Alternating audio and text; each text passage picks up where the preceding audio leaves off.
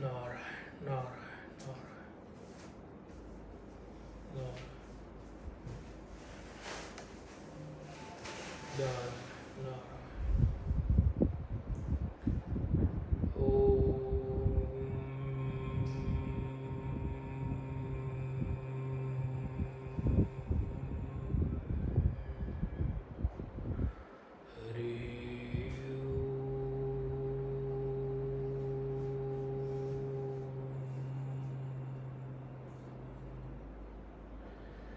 नारायण समारंभां शंकराचार्यमध्यमाम्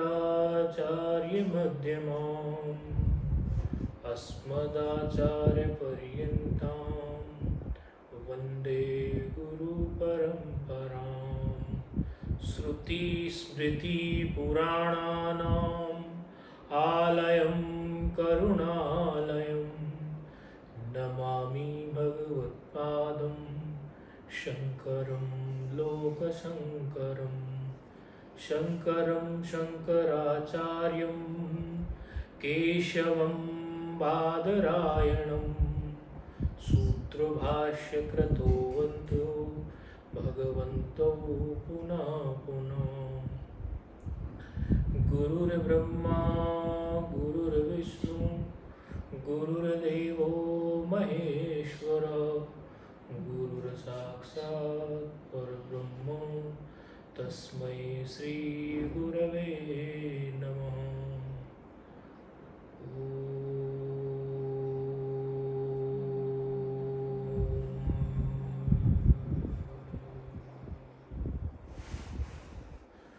श्री कृष्ण गोविंद हरे मुरारी हे नाथ नारायण वासुदेवा। श्री कृष्ण गोविंद हरे मुरारी हे नाथ नारायण वासुदेव। एक तुम ही बंधु सखा हमारे हे नाथ नारायण वासुदेवा। श्री कृष्ण गोविंद हरे मुरारी हे नाथ नारायण वासुदेवा। श्री कृष्ण गोविंद हरे मुरारी हे नाथ नारायण वासुदेवा। नारायण नारायण नारायण नारायण। हमारी भारतीय संस्कृति में तिथियों का बड़ा महत्व है। हम तो ये बात कई बार गुरुजनों से सुनते आए और जो गुरुजनों ने हमें दिया वही हम आगे प्रसारित करते हैं। करोड़ों अरबों वर्षों से जो ऋषियों का प्रसाद है, संतों का प्रसाद है, गुरुजनों का प्रसाद है, उसी प्रसाद को अलग अलग अंदाज में आचार्य लोग, आगे आने वाले संत लोग उसी को अलग अलग तरीके से प्रसारित करते हैं, प्रचारित करते हैं कि जो हमें प्राप्त हुआ उसको हम और अच्छे ढंग से कैसे परोस दें आने वाली पीढ़ी को। यही संतों का एक स्वभाव होता है, गुरुजनों का, आचार्य का ये स्वभाव होता है। हमें जो मिला हम उसको कैसे और सुंदर ढंग से, मीठा और कोशिश करें कि रुचिकर लगे, कैसे बताएं उसको। हमेशा गुरुजनों ने हमें बताया कि तिथियों से ही हमारे सारे त्योहार हैं, अंग्रेजी कैलेंडर से हमारा कोई लेना देना नहीं है। इसीलिए जन्मदिन जो बर्थडे आप लोग मनाते हैं उसको भी कहते हैं हम कि तिथियों के हिसाब से मनाएं। आप उसको अंग्रेजी कैलेंडर के हिसाब से ना मनाएं, क्योंकि आपकी दीपावली, आपकी होली अमावस्या और पूर्णिमा में पड़ती है। वो दोनों तिथियों से ही तो अमावस्या और पूर्णिमा आती है। कहीं ऐसा तो नहीं है कि 18, 17, 15 नवंबर को पहले दिवाली आई थी तो उसी नवंबर को दिवाली पड़ रही है। ऐसा नहीं होता, बार बार बदलती है, क्योंकि हम तिथियों को ही मानते हैं। और तिथियों का जो संबंध है, तिथियों की जो गणना होती है हमारे ज्योतिष में, वो गणना सूर्य और चंद्रमा की गति और सूर्य और चंद्रमा की दिशा और दशा, ग्रहों नक्षत्रों की, उसी के आधार पर तिथियों का निर्धारण होता है। तो तिथियां बड़ी महत्वपूर्ण है।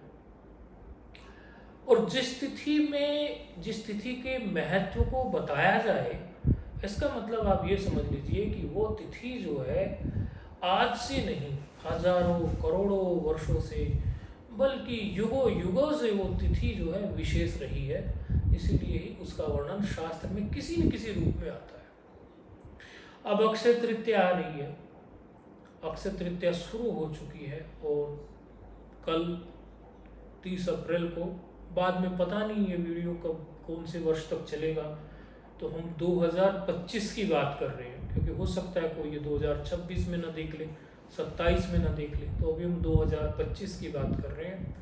तो ये 29 अप्रैल शाम को लगभग 5:30 बजे से शुरू हो चुकी है अक्षय तृतीया, और कल तक रहेगी ये, फिर चतुर्थी का योग इसमें बन जाएगा। तो अक्षय तृतीया जो है वैसे ही बहुत विशेष तिथि है, लेकिन जब उसमें चतुर्थी का भी योग बन जाए तो बहुत महत्वपूर्ण हो जाती है, और उसमें भी यदि वो बुधवार को पड़ जाए तो और महत्वपूर्ण हो जाती है, और उसमें भी यदि रोहिणी नक्षत्र भी प्राप्त हो जाए तो और महत्वपूर्ण हो जाती है। तीनों चीजें प्राप्त हो रही है। तृतीया चतुर्थी का मेल है कल 30 अप्रैल 2025 को, रोहिणी नक्षत्र भी प्राप्त हो रहा है समय के लिए, उसके साथ साथ बुधवार भी है, तो ये बहुत ही महत्वपूर्ण है। तिथि का महत्व क्या है? इस तिथि में ही भगवान परशुराम जी का जन्म हुआ, जो कि भगवान विष्णु के 6वें अवतार हैं। और परशुराम जी की वीरता गंभीरता के बारे में तो सभी लोगों ने सुना हुआ है। और इसी तिथि में भगवान ने हयग्रीव अवतार लिया। इसी तिथि को त्रेता युग का प्रारंभ हुआ, यही तिथि थी। इसी तिथि में अक्षय तृतीया में ही भगवान को अक्षय नाम के पुत्र पैदा हुए। इसी तिथि में किए गए सब कार्य अक्षय होते हैं। इसी तिथि में अक्षय तृतीया में बद्रीनाथ के भगवान के कपाट खुल जाएंगे, अब यात्राएं शुरू हो जाएंगी। इसी तिथि में वृंदावन में बिहारी जी के चरणों के दर्शन प्राप्त होंगे। पूरे साल भर बिहारी जी को पूरे वस्त्र पहने रहते हैं और दर्शन नहीं हो पाते चरणों के, लेकिन केवल अक्षय तृतीया के दिन जो है भगवान के बांके बिहारी जी के दर्शन चरणों के भी हो जाते हैं। इसीलिए विशेष रूप से अलंकृत किया जाता है। स्कंद पुराण में, भविष्य पुराण में, दोनों पुराणों में ही इस अक्षय तृतीया का बहुत महत्व है। महाभारत जो है वेद व्यास जी ने इसी तिथि से लिखना प्रारंभ किया था। गणेश जी लिखते थे और व्यास जी बोलते थे। यही तिथि थी अक्षय तृतीया ही। तो अक्षय तृतीया से अनेकों कथाएं जुड़ी हुई हैं। जैन समाज के लोगों के भी तीर्थंकर को कई अनुभूतियां इसी तिथि पे प्राप्त हुई तपस्या के बाद। और इसी तिथि में ऋषभ देव जो जैन तीर्थंकर के रूप में हुए, उन्होंने तपस्या के बाद में इक्षु अर्थात गन्ने की रस से भोग लगाया था। ये तिथि थी अक्षय तृतीया की। इस अक्षय तृतीया में आप जो भी जब तक करेंगे वो अक्षय पुण्य देने वाला होगा। कई लोग इसमें सोना खरीदने का सोचते हैं, तो एक आचार्य की बात हमें बड़ी सुंदर लगी और बात है भी जायज कि बेटा सोना जो है आप लोग खरीदोगे तो सोना लाख रुपए तक तो स्वर्ण हो गया है। इस सोने का तो कुछ पता नहीं है, घटता बढ़ता रहता है, सबकी सामर्थ्य भी नहीं है खरीदने की। और शास्त्र में कोई विशेष इसके में कोई बल नहीं दिया गया स्वर्ण खरीदने का। लेकिन जब तक और दान के बारे में स्थिति पर विशेष कहा गया है। ये वैशाख माह की शुक्ल पक्ष की तृतीया तिथि को जब तक दान का विशेष महत्व है। आप जो भी दान कर देंगे, जो भी जब कर देंगे, 10,000 गुना फल। किसी शास्त्र ने, स्कंद पुराण ने जैसे 10,000 गुना कहा, तो कई भविष्य पुराण में कहीं कहीं अनंत गुना फल भी कह दिया गया, क्योंकि अक्षय है ना, क्षय नहीं होता। इसीलिए ये सिद्ध मुहूर्त होता है, एकदम सर्वार्थ सिद्ध मुहूर्त भी होता है और सिद्ध मुहूर्त भी होता है। इस दिन आप कोई भी काम करें, जैसे कोई बिजनेस खोलना चाहता है, कोई नया काम करना चाहता है, तो कहा जाता है कि वो भी अच्छा चलता है। और इस मुहूर्त में कोई गृह प्रवेश कर ले, कोई मांगलिक कार्य कर ले, तो उसके लिए भी उसको विशेष मुहूर्त दिखाने की जरूरत नहीं है। इस तिथि में जो आप जप करेंगे, जो आप दान करेंगे, उसका भी अक्षय फल मिलता है आपको। इसलिए जो भी लोग मंत्र दीक्षित हैं, आप लोगों को सबको गुरु मंत्र मिला हुआ है, आप उसकी अधिक से अधिक माला करें। यदि आप 11 करते हैं तो 21 करें, 21 करते हैं तो 31 करें, 51 करें, 108 करें। इस तिथि का आप अवश्य ही लाभ लें। इसलिए ये तिथि आपको छोड़नी नहीं है, क्योंकि इस तिथि में वो अक्षय पुण्य प्राप्त होगा उसका। किसी की दुकान वगैरह है तो दुकान के गल्ले पे सामान्य स्वस्तिक बनाएं, और वहाँ जो है दुकान हो या घर में भी वो श्वेत पुष्प और पीले पुष्प चढ़ाए। श्वेत पुष्प माँ लक्ष्मी के लिए हो गए, और पीले पुष्प जो हो गए वो भगवान विष्णु के लिए, नारायण भगवान के लिए, या भगवान विष्णु जी के अवतार कृष्ण भगवान के लिए हो गए पीले पुष्प। कोई ज़्यादा पूजा में आपको कोई बहुत बड़ी सामग्री हम नहीं बता रहे हैं। कोई सोचता है भाई हमारे पास इतना नहीं होगा, तो फूल देख के कहीं से पास से किसी की बगिया हो, किसी के यहाँ हो, उससे हाथ जोड़ के प्रार्थना करके मांग ले कि हमें भगवान को ऐसे 2 फूल चढ़ाने, एक पीला एक सफ़ेद। बाजार में कई बार पता नहीं, कई बार बासी भी मिलते हैं कुछ, तो कहीं से ताज़े मिल जाए तो अच्छा, बाजार से भी ताज़े मिल सकते हैं। श्वेत पुष्प और जो है पीला पुष्प आप चढ़ा सकते हैं भगवान को। और पाठ इत्यादि स्तोत्र इत्यादि जो करने हैं इसमें, तो इसमें लक्ष्मी जी की पूजा होती है और भगवान विष्णु की पूजा होती है। तो विष्णु सहस्त्र नाम आप पाठ कर सकते हैं, और माँ लक्ष्मी के लिए आप श्री सूक्त का पाठ आप कर सकते हैं। विष्णु सहस्त्र नाम, उसमें 1000 नाम भगवान के, और श्री सूक्त आप माता लक्ष्मी के लिए कर सकते हैं। ये करना है।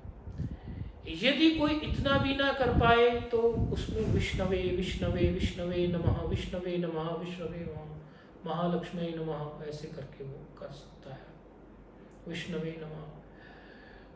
अन्यथा तो विष्णु सहस्त्र नाम कोई ऐसा बड़ा कठिन कार्य भी नहीं है। भगवान विष्णु जी के नाम है, उनका पाठ आप कर सकते हैं। श्री सूक्त का पाठ आप कर सकते हैं। जिनको गुरु मंत्र प्राप्त है या कोई और मंत्र प्राप्त है, वो उस मंत्र की संख्या बढ़ा देंगे। इस तिथियों का बड़ा महत्व होता है। और जीवन में यदि कुछ आपको कमाने जैसा है, तो वो सोना क्या खरीदना है, स्वर्ण क्या खरीदना है, संपत्ति क्या बढ़ानी है, तो आपके भजन की संपत्ति बढ़ाइए, आपके भजन को बढ़ाइए, आपके जप को बढ़ाइए, आपके तप को बढ़ाइए, वो अक्षय हो जाएगा। सोना तो लोगे आप लाख रुपए का, अभी लाख रुपए का रेट है, बेचने जाओगे तो 10-20 हज़ार रुपये घटे हुए मिलेंगे, उसमें कोई आनंद नहीं है। लेकिन यदि आपने अपना जप बढ़ा दिया, आपने कुछ दान कर दिया, वो जो है आपको अक्षय फल देगा। कई लोग लड्डू गोपाल रखते हैं, भगवान को भोग लगा के भोजन करते हैं, तो आज से भगवान को जो भोग लगेंगे वो शीतल भोग भी लगाया करें। गर्मी आती है, शीतल भोग लगाए, हमें भी गर्मी लगती है। किसी ने हमें बताया कि हमारे घर में भाई नहीं है, तो हमने लड्डू गोपाल को अपना भाई बना लिया, हमारी बिटिया ने, उसका नाम वासु रख दिया, जो भी रख दिया। प्रेम से भगवान का कोई भी नाम रखो, वो तो भगवान सब स्वीकार करते हैं। बोले उनको वैसे ही वस्त्र पहनाते हैं, हमारी बिटिया वैसे ही सब कुछ करते हैं। तो आज से उस बिटिया के लिए भी संदेश है कि वो ये हम बोल रहे हैं वो समझ गए होंगे। यदि वो नहीं समझे होंगे तो उनमें कोई मेंबर समझ ही रहा होगा किसके लिए कह रहे हैं। वो भगवान को भोग, शीतल भोग, जैसे खरबूजा ठंडा होता है, खरबूजा खुद खाना है, भगवान को भोग लगा के निवेदित करके खाओ। और भी कोई ठंडा आज से, इसलिए आज से ना अक्षय तृतीया से ठंडे भोग लगते हैं, इसलिए शरबत की प्याऊ भी कई लोग लगा लेते हैं, क्योंकि भगवान को ही भोग लगता है।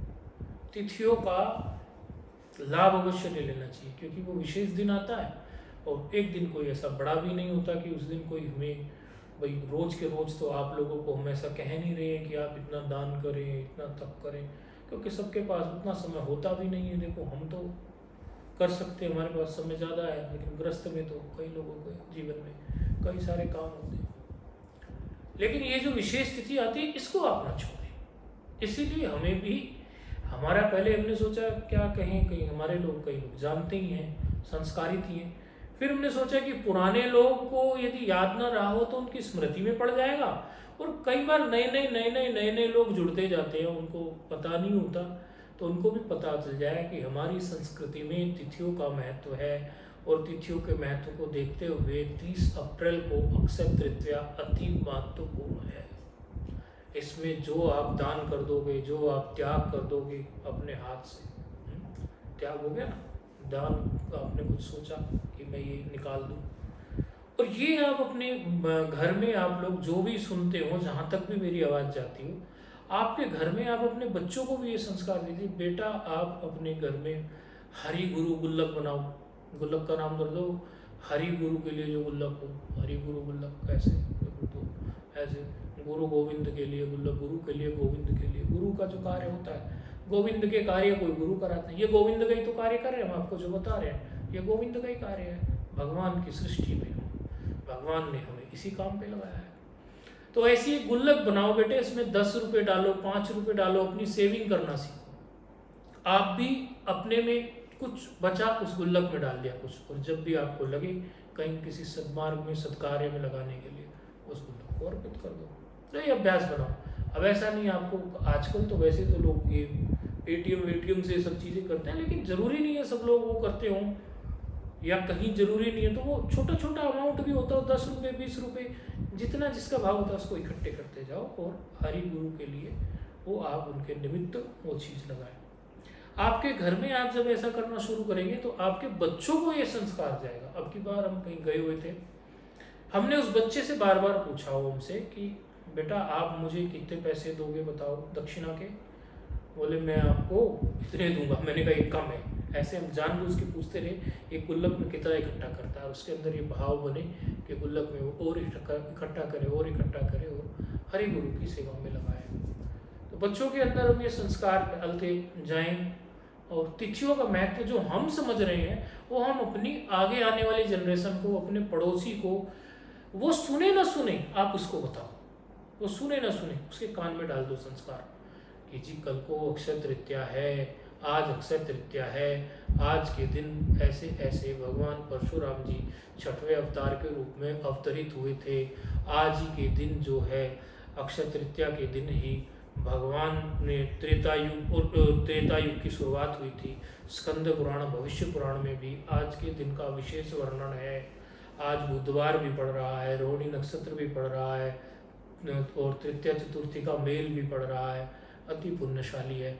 यदि कोई मंत्र या जप आप किसी गुरु से नहीं जुड़े हुए हो तो भगवान नारायण, भगवान विष्णु के 2 नाम जप लो, बैठ के 2 फूल चढ़ा दो, विष्णवे विष्णवे नमः, विष्णवे नमः। ऐसे माता लक्ष्मी का नाम आप ले लीजिए, और आप विष्णु सहस्त्र नाम का पाठ कर लीजिए, श्री सूक्त का पाठ कर लीजिए। इस तिथि का अनंत गुना लाभ है, बाकी कुछ नहीं कर सकते, 2 फूल ही चढ़ा दीजिए।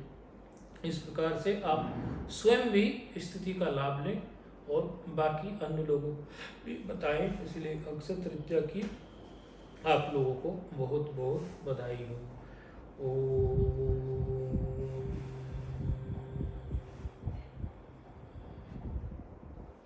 नारायण।